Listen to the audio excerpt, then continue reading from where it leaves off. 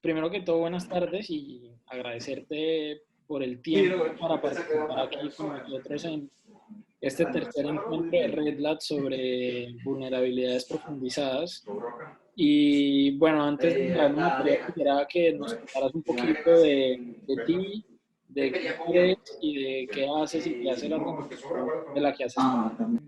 Yo desde joven estoy, desde mi formación como de la familia que ha liderado el movimiento indígena, vengo gracias a mis abuelos, a mis antecesores que lucharon por obtener un territorio que hoy día se conoce como Nayala, que ellos nos inculcaron.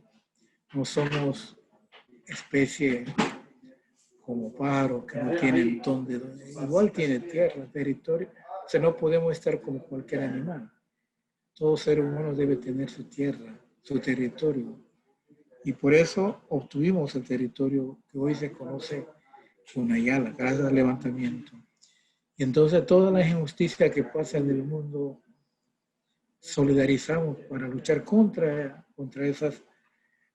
esas violaciones que pasan en el mundo. Soy muy activista, lucho por los derechos de los pueblos indígenas actualmente. Ya casi más de 27 años llevo dentro del movimiento indígena. Mi organización se llama Asociación Cunas Unidos por Nahuana. La palabra Nahuana significa Madre Tierra, es decir, Asociación Cunas Unidos por la Madre Tierra.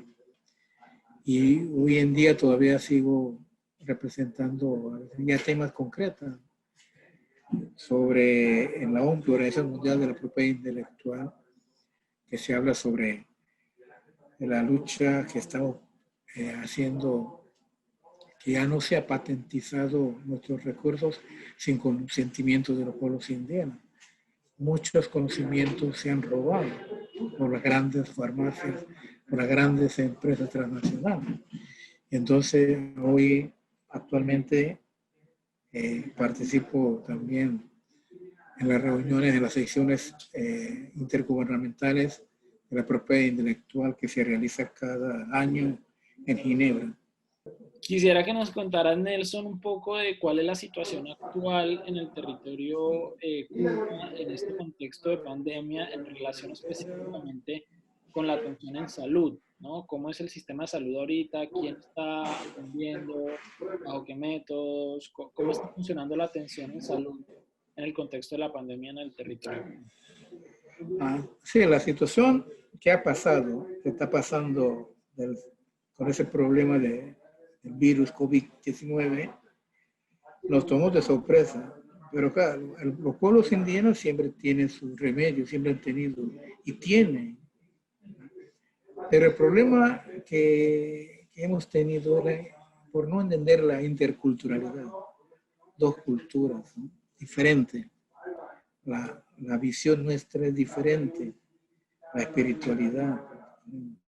Por lo menos como el pueblo Cuna mantiene su autonomía, ha podido controlar, no ha habido muertes masivas como en otros países, ¿no? Como pasó en Perú, en Bolivia. Por lo menos desde cuando se empezó esa pandemia, cerró sus fronteras para todo. Pero aún así no nos escapamos. Ha habido muertes también en la comunidad grande. Últimamente, por ejemplo, voy a hablar en caso concreto de mi comunidad, que actual tiene más de 3.000, 5.000 habitantes. Y entonces, 4 meses pasó controlado, no tenía ni un contagio. Pero hace un mes, no sé cómo entró, ya lleva más de 7, 8 fallecidos. Pero varias comunidades hemos utilizado los remedios naturales, las plantas, pero hay plantas todavía. Pero el problema es que también el no entender de la interculturalidad, muchos que trabajan con centros de salud, los no indígenas, doctores, han tratado que nosotros no no practicáramos nuestra. Pero claro, siempre se ha dicho, ¿no? Hablar de la medicina. Nosotros, el pueblo cuna, el pueblo indígena, nunca ve visión comercial la medicina. Si empezáramos a ver eso como negocio, pierde la esencia, la eficacia, como hoy en día está pasando. Hoy en día grandes farmacias no están pensando en salvar la salud, más está preocupado para ganar dinero. Eso es lo que va a venir. Por eso nuestros abuelos, mi padre cuando me enseñan, si quieren aprender la medicina, no es para comercializar, es para salvar personas, la salud de una persona. Cuando tú empiezas a comercializar, vender, ya pierde. Nunca va a curar, simplemente va a comercializar. Eso es lo que pasa en el mundo actual. Pero, gracias, actualmente se ha controlado. En Cunayala ya se ha bajado. El gobierno puede decir que invierte miles, pide préstamos millonadas, pero no, en esa pandemia se ha visto, es mentira. No hay centro, solamente, no hay hospitales. Hospital como se diga hospital. Solamente hay centros de salud. Si hay centros de salud en algunas comunidades, no hay medicina. Es la triste realidad de Panamá. Estoy hablando de los cunas. Mira, hasta las mismas comunidades grandes ahora que ha sido atacado por esa pandemia, tuvieron que hacer colecta para comprar esa prueba de zapada, ¿cómo le llaman? Para hacer prueba con su propio dinero de la comunidad. ¿Y dónde están los millones de dólares que el gobierno pidió al Banco Mundial? Mi comunidad mandó plata para comprar ese instrumento para hacer prueba. Tú mencionas que parte del problema es que no se ha podido entender la interculturalidad.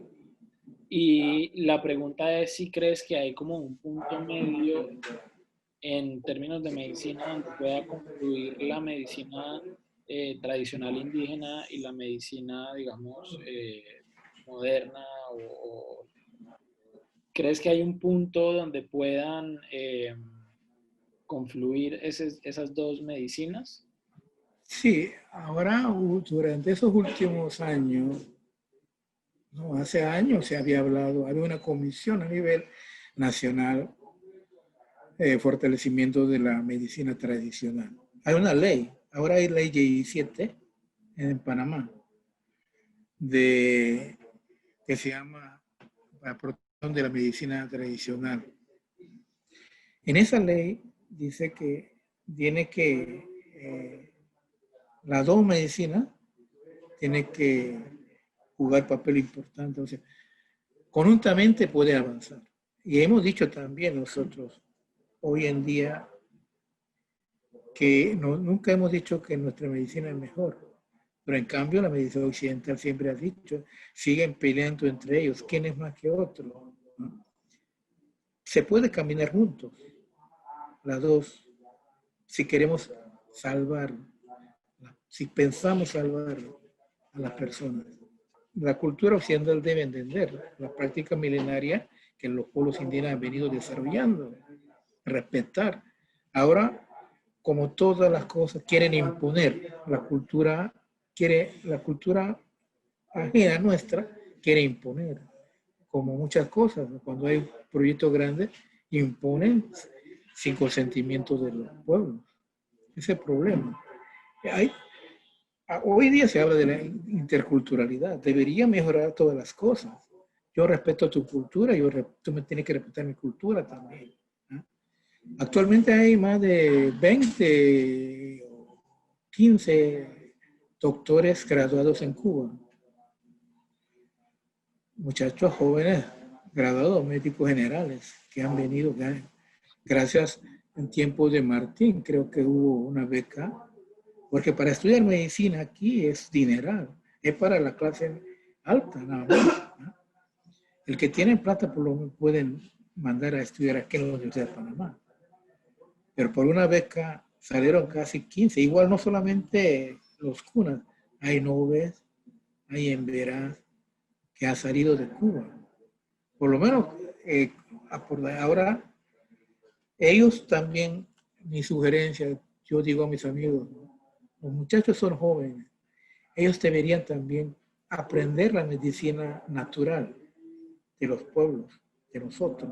Y ahora, digamos, hablando un poco más en profundidad de la medicina tradicional indígena, ¿qué cosas nuevas, digamos, ustedes han aprendido de su propia medicina en el contexto del coronavirus? Es decir, el coronavirus, ¿qué les ha hecho a ustedes aprender de su propia medicina? No, como otros, también yo he visto mucho entrevistas. La mejor forma de enfrentar cualquier virus, tanto social, tanto de salud, es la alimentación. Nosotros no escapamos de la influencia cultural de diferentes formas que están entrando en nuestro territorio. Y entonces, y eso nos ha hecho, por ejemplo, hablando serio, el abandono del campo, la producción. Por ejemplo, conoces la área de Cartí, que fuiste a... Ese sector ya se ha vuelto turístico, ya no quieren trabajar en el campo, quieren dedicarse más al turismo. Y hoy en día, la pandemia, muchas autoridades, el mismo Congreso está hablando, cuando se bloqueó todo la entrada, la frontera, ¿qué faltó? Comida. Dependían mucho de la ciudad, abastecimientos, azúcar, de otras frutas de la ciudad. Tenemos territorio, tierra, y no se ha producido como debe ser. Pero sí hay comunidades que han solidarizado, por ejemplo, que producen yuca. Hasta mi comunidad llevaron lleno de bote regalar plátanos. Es lo bueno, se ha visto también la solidaridad en tiempo de crisis actual que estamos viviendo, el apoyo, la alimentación, la producción, regresar al campo.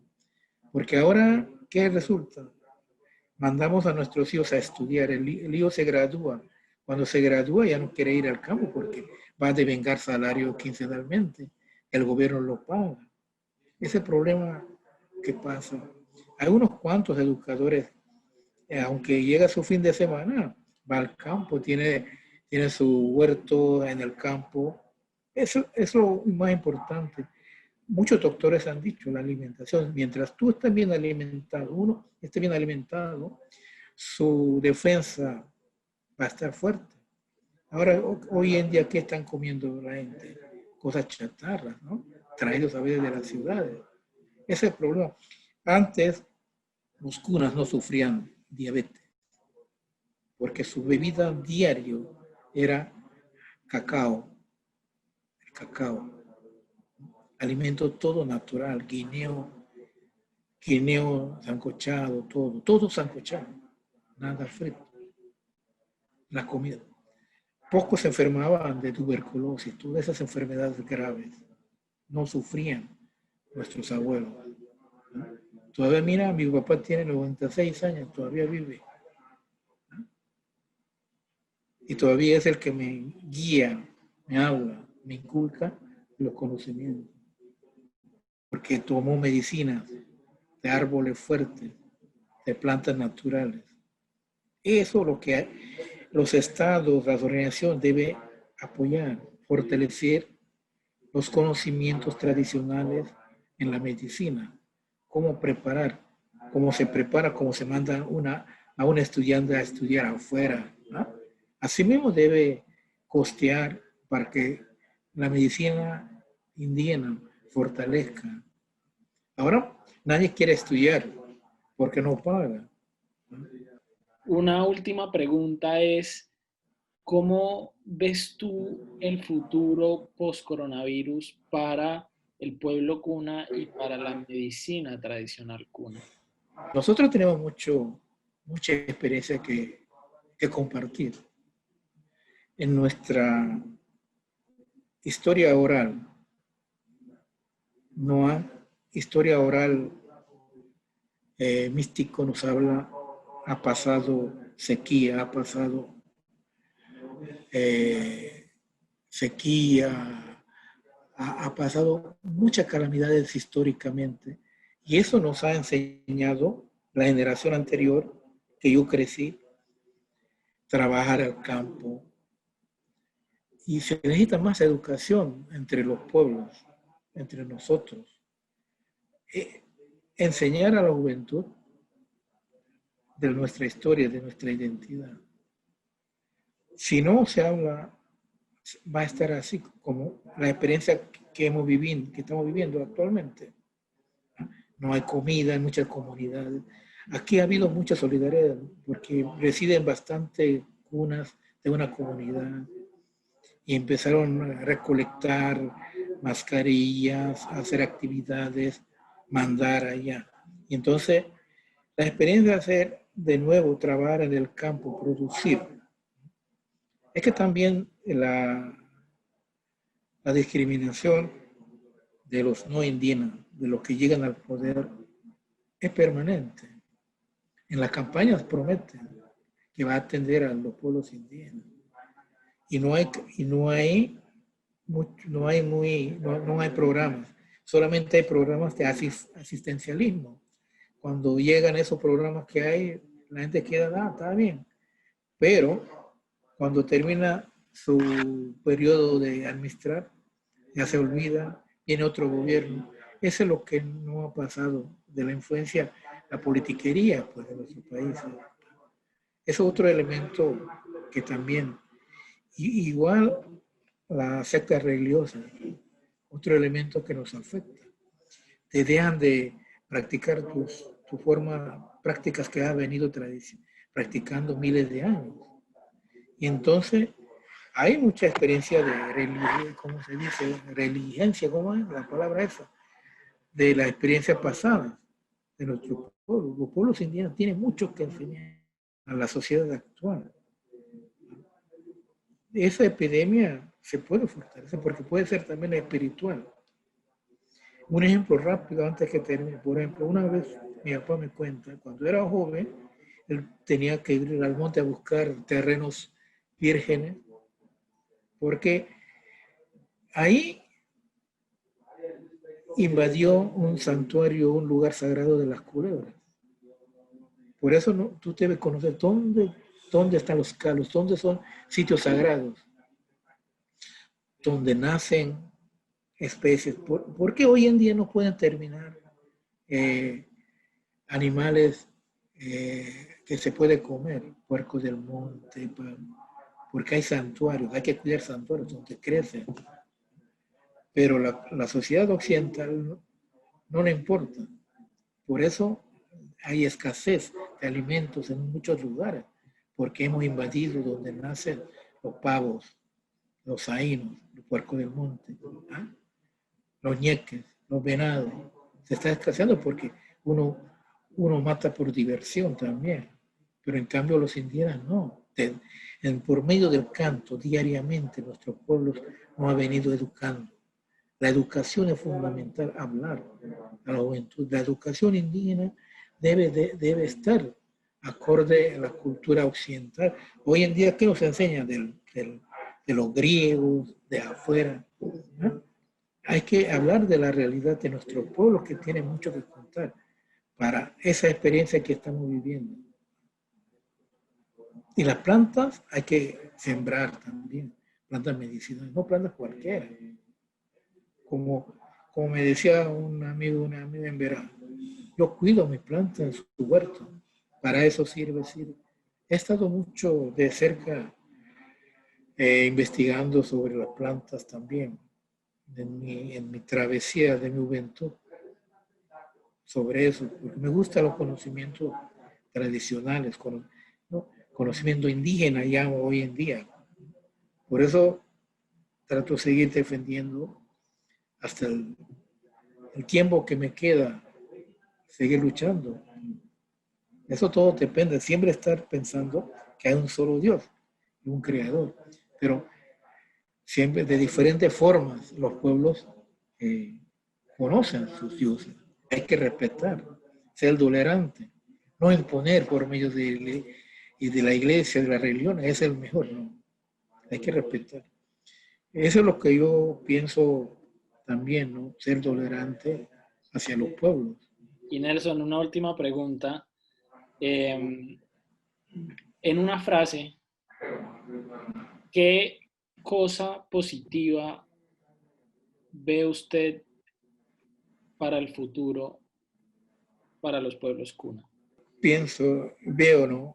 De alguna forma muy leve que yo detecto, que nace la solidaridad, porque nos estamos volviendo individualistas, como la sociedad actual, sálvese quien pueda, ¿no?